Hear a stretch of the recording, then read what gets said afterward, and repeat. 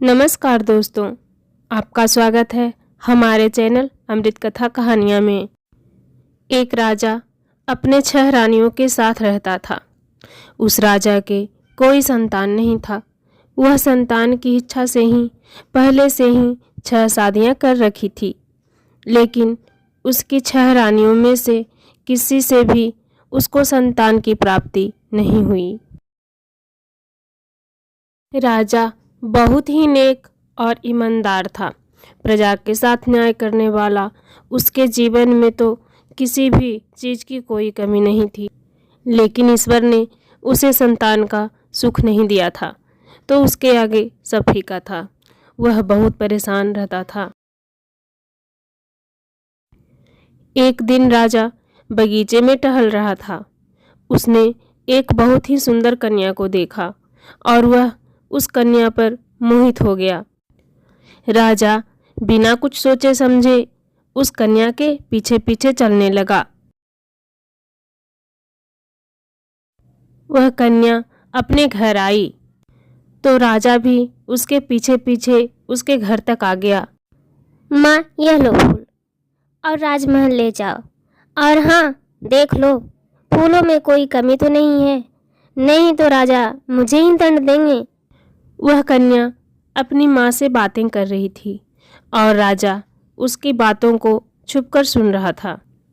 वो कन्या कोई और नहीं थी, बल्कि राजा के बगीचे में जो मालिन साफ सफाई करती थी, वह कन्या उसी की इकलौती बेटी थी। राजा वहाँ से राजमहल आता है और अपने मंत्रियों को मालिन के पास शादी के प्रस्ताव के लिए भेज देता है। मालिन जब राजा के मंत्रियों को अपने घर आते देखती है तो वह घबरा जाती है और वह मन में ही सोचने लगती है, हे अम्बे माँ, मुझसे कोई भूल तो नहीं हो गई। राजा के मंत्री और सिपाहीगण मेरे घर क्यों आए हैं? राजा के मंत्री विवाह के प्रस्ताव को मालिन के सामने रखता है। देख मालिन, तुम्हारा और तुम्हारी बेटी का जीवन स्वर्ग हो जाएगा। राजा स्वयं तुम्हारी बेटी से विवाह करना चाहते हैं, वो भी जल्द ही। उस कन्या का विवाह राजा के साथ हो जाती है। जब वो राजमहल पहुंचती है तो बाकी के 6 रानियां उससे ठीक से बातचीत नहीं करती। वह कन्या अब राजा से शादी करके छोटी रानी कहलाई। छोटी रानी माता रानी की परम भक्त थी। वह रोज सुबह जल्दी उठती और नहा धोकर सबसे पहले माता का मंदिर आती। वहां जाकर सबसे पहले मंदिर की साफ सफाई करती और फिर पूजा करके घर लौटती।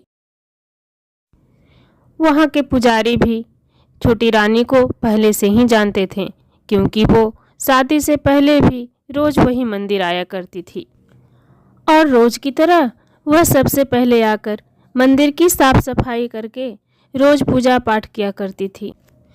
रोज जब वो मंदिर में पूजा पाठ कर लिया करती, तब मंदिर के पुजारी आते और उससे ढेर सारी बातें करते, और जब वो घर जाने लगती तब मंदिर के पुजारी उसे ढेर सारा आशीर्वाद देते। आशीर्वाद पाकर वह बहुत खुश होती। फिर पंडित जी अपना पूजा पाठ हवन किया करते। इस शादी के भी 5 से 6 वर्ष बीत चुके थे, पर राजा को इस रानी से भी कोई खुशखबरी सुनने को नहीं मिली। राजा अब बहुत परेशान हो गया। वह एक रात पूरी रात जागते रहा, यही सोचकर कि अब उसके जीवन में बच्चे की खुशी नहीं है। अभी अंधेरा ही था कि राजा परेशान होकर राजमहल से निकल गया। वह चलते चलते जंगल के रास्ते चल पड़ा।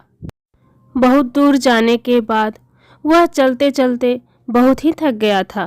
वह आराम करने के लिए इधर उधर देख रहा था। तभी उसे एक आम का पेड़ दिखाई दिया। वह उसी आम के पेड़ के पास बैठ गया। तब तक सुबह भी हो चुका था। जब राजा आम के पेड़ के पास रुका हुआ था, तभी एक महात्मा उसके पास आए और बोले, बेटा, तुम इतने निराश क्यों हो? ऐसी क्या चिंता है जो तुम्हें खाई जा रही है? तब राजा ने उस महात्मा को सारी बात बताई। महात्मा ने कहा, चिंता मत करो बेटा, ये लो। महात्मा ने उसी पेड़ से एक आम तोड़कर राजा को देते हुए कहा, ये आम अपनी सातों रानियों को बांटकर खिला देना। कोई भी रानी छूटनी नहीं चाहिए। सब ठीक हो जाएगा बच्चा। इतना कहकर महात्मा आगे बढ़ गए।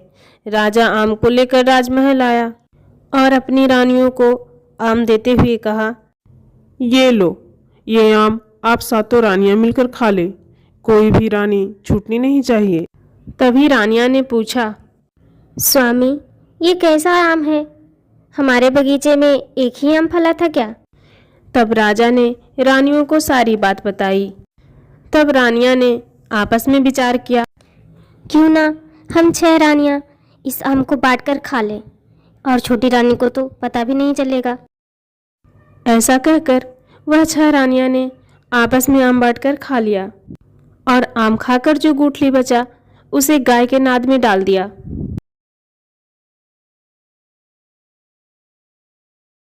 जब छोटी रानी रसोई घर से सारा काम करके बाहर आई, दीदी, राजा ने जो हम सब के लिए आम लाए थे उसमें से हमारा हिस्सा कहाँ है? तब रानियां बोली, अरे देखो तो भला, ऐसा क्या था उस आम में? आम की कोई कमी है क्या हमारे बगीचे में? तभी दूसरी रानी कहती है, अरे दीदी, इसे क्या पता है? ये जो ठहरी हमारे बगीचे में काम करने वाली। अरे हम लोगों ने तो आम खा लिए और उसकी गुठली गाय के नाद में डाल दिए। वो खाना है तो खा ले, हो सकता है इसी से तुम्हें बच्चा हो जाए। छोटी रानी चुपचाप वहां से जाती है और गाय के नाद से आम की गुठली निकालकर चूसने लगती है। ये देखकर सभी 6 रानियां छी छी करके वहां से चली जाती है। कुछ ही महीने बाद माता रानी की कृपा से छोटी रानी गर्भवती होती है। राजमहल में हर्षोल्लास बढ़ जाता है और खुशियां मनाई जाती है। गरीबों को मिठाइयां बांटी जाती है। सभी 6 रानियां आपस में, ऐसा कैसे हो सकता है? आम तो हमने खाया और वो करमजली को गर्भ कैसे ठहरा? हाँ दीदी, ये तो बात है। अगर हमें पता होता कि गुठलिया में ही महात्मा का आशीर्वाद है तो हम गुठलियाँ थोड़ी ना फेंकते, वो भी बांट कर खा लेते। और नहीं तो क्या। वह 6 रानियां छोटी रानी को बिल्कुल भी पसंद नहीं करती थी, लेकिन राजा बहुत खुश था। वो छोटी रानी को एक घंटी देता है और कहता है, जब भी तुम्हें कोई दिक्कत हो या किसी भी चीज़ की ज़रूरत हो, तुम ये घंटी बजा देना। मैं जहाँ कहीं भी रहूँगा तुम्हारे पास तुरंत आ जाऊँगा। ऐसा कहकर राजा अपने कक्ष से बाहर जाता है। राजा ने जो छोटी रानी से बातें की वह 6 रानियां ने छिपकर सुन ली। छोटी रानी को अब कभी भी कुछ चाहिए या कुछ परेशानी होती तो वह घंटी बजा देती और राजा वहां आ जाता। इसी तरह 8 महीने बीत गए। 9वां महीना शुरू हो गया। एक दिन छोटी रानी अपने कमरे में नहीं थी। इसी बीच एक रानी ने आकर घंटी बजा दी और वहां से चली गई। राजा वहां आया और देखा कि रानी तो यहाँ है ही नहीं। फिर राजा वहां से चला गया। इसी तरह छोटी रानी जब भी किसी काम में लगी रहती, मौका देखकर कोई भी रानी आकर घंटी बजा देती और वहां से चली जाती। फिर राजा आता और रानी को वहां नहीं पाकर बहुत गुस्सा होता, फिर चुपचाप वहां से चला जाता। ऐसे ही छोटी रानी एक दिन रसोई घर में खाना बना रही थी। तभी एक रानी उसके कमरे में आई और घंटी बजाकर चुपचाप वहां से चली गई। ऐसे ही बारी बारी से सभी रानियां घंटी बजा बजा कर छोटी रानी को परेशान किया करती थी। एक दिन राजा उस घंटी से परेशान होकर छोटी रानी के पास आया और गुस्से में आकर रानी से कहने लगा, छोटी रानी, अभी तक तुमने बहुत मजाक कर लिया। अब आगे से अगर तुम्हें कुछ भी होगा, चाहे कितना भी घंटी बजाओगी, मैं नहीं आऊँगा। ऐसा कहकर राजा गुस्से में वहां से चला गया। कुछ ही दिनों में रानी को प्रसव पीड़ा शुरू हुआ। उसने खूब घंटी बजाई पर राजा नहीं आया। रानी बार बार घंटी बजाई पर तब भी राजा नहीं आया। तब छोटी रानी ने बड़ी रानी से कहा, दीदी, दया करके मेरी मदद कीजिए, मुझे प्रसव पीड़ा हो रही है। मुझसे बर्दाश्त नहीं हो रहा है, अब आप ही कुछ कीजिए। तब बड़ी रानी ने कहा, अरे इसमें कौन सी बड़ी बात है, तुम्हारी आंखों पर पट्टी बांध देती हूँ और बच्चा हो जाएगा। मेरे मायके में तो ऐसा ही होता है। तब बाकी के सभी रानियां ने भी कहा, हाँ हाँ हाँ दीदी, हमारे मायके में भी तो ऐसा ही होता है। छोटी रानी दर्द से परेशान थी, उसे कुछ समझ नहीं आया और वो हाँ कर दी। ठीक है दीदी, कैसे भी होता हो, मुझे क्या पता। फिर रानियां ने मिलकर छोटी रानी की आंखों पर पट्टी बांध दी और जब बच्चा जन्म लिया तो रानियां ने मिलकर एक दासी के हाथों वो बच्चा को मारकर फेंक आने का आदेश दिया। दासी ने उन बच्चों को एक टोकरी में डालकर रात के अंधेरे में पीछे के दरवाजे से निकल पड़ी और उसने राजा के बगीचे में एक स्थान पर गड्ढा खोदकर दोनों बच्चों को गड्ढे में डालकर ढक दिया। इधर 6 रानियां ने बच्चे की जगह ईंट मिट्टी ढेला रख दिया और जब छोटी रानी ने पूछा, दीदी कौन बच्चा हुआ है?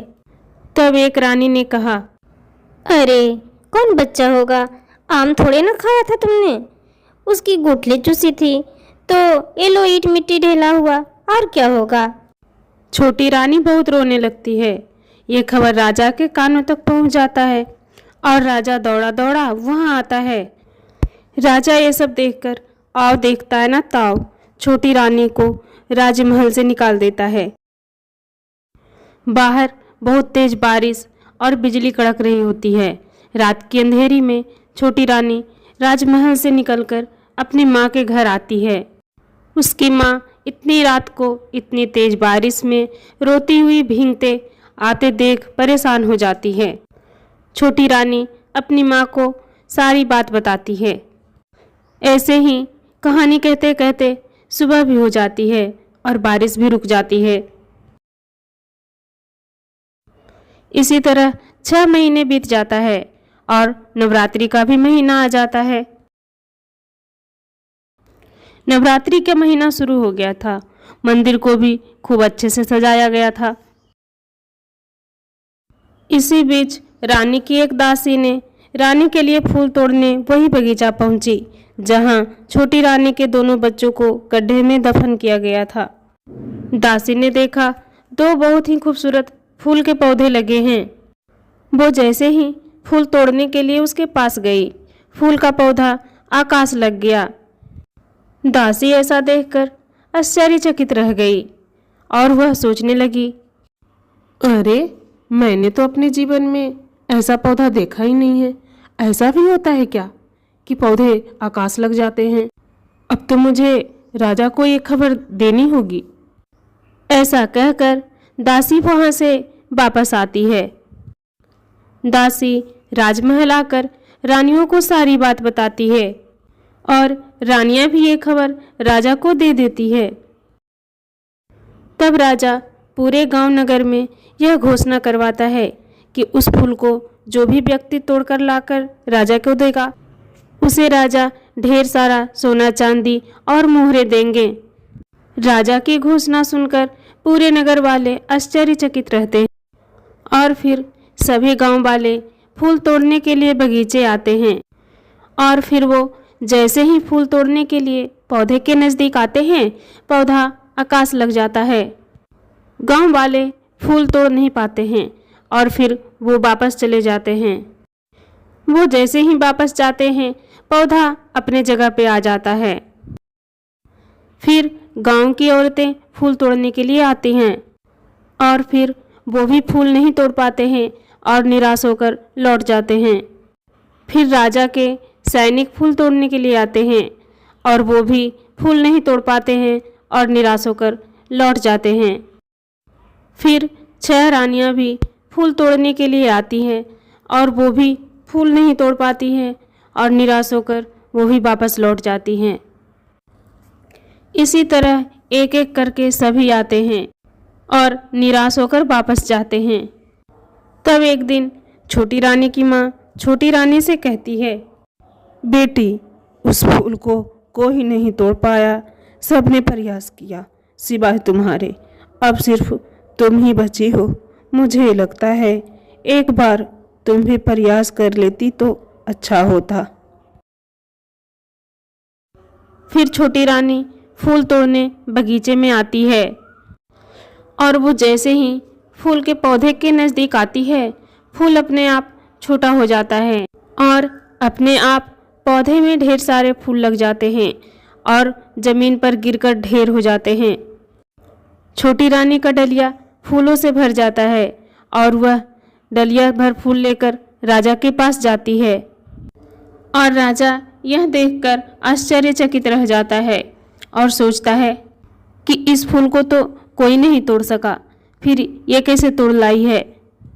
तभी 6 रानियां भी वहां आ जाती है और छोटी रानी वहां की सारी बात राजा को बताती है। राजा ने छोटी रानी सहित सिपाहियों को लेकर उस पेड़ को कटवाने तुरंत वहां पहुंच जाता है।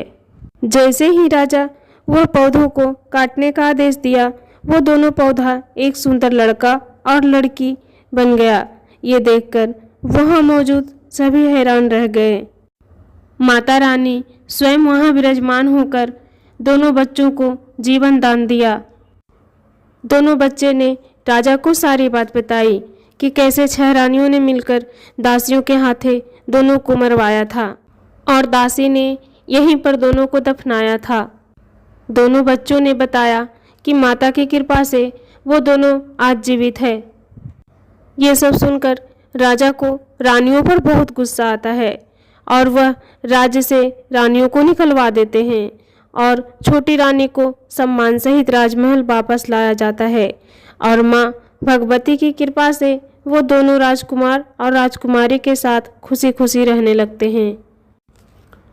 तो कैसी लगी आपको ये कहानी? अगर कहानी अच्छी लगी हो तो वीडियो को लाइक कीजिए, शेयर कीजिए और अभी तक आपने हमारे चैनल को सब्सक्राइब नहीं किया है तो सब्सक्राइब जरूर कर लीजिए। धन्यवाद।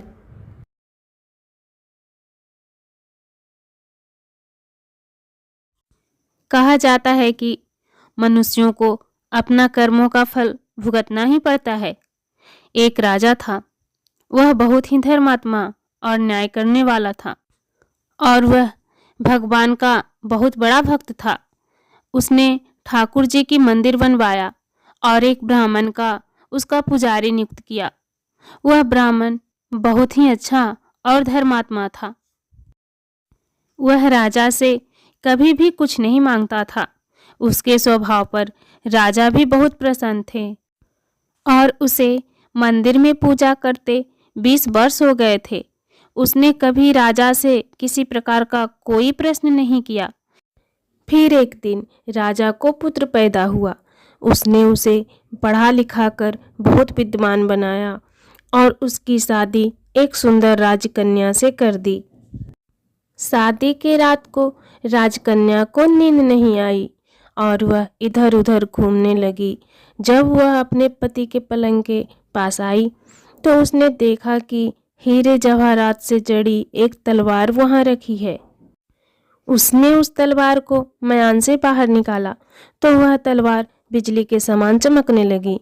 यह देखकर वह डर गई और डर के मारे वह तलवार उसके हाथों से छूटकर राजकुमार के गर्दन पर जा गिरी और राजकुमार का सर कट गया और वह मर गया। वह राजकन्या अपने पति के मरने से बहुत दुखी हुई और वह यह सोचकर बहुत डर गई थी कि अगर मैं सबको सच बताऊंगी तो कोई भी मेरा बात पर विश्वास नहीं करेगा। सुबह होते ही राजकन्या विलाप करने लगी और कहने लगी कि मेरे पति को कोई मार गया। लोग इकट्ठा हो गए और राजा भी आ गया।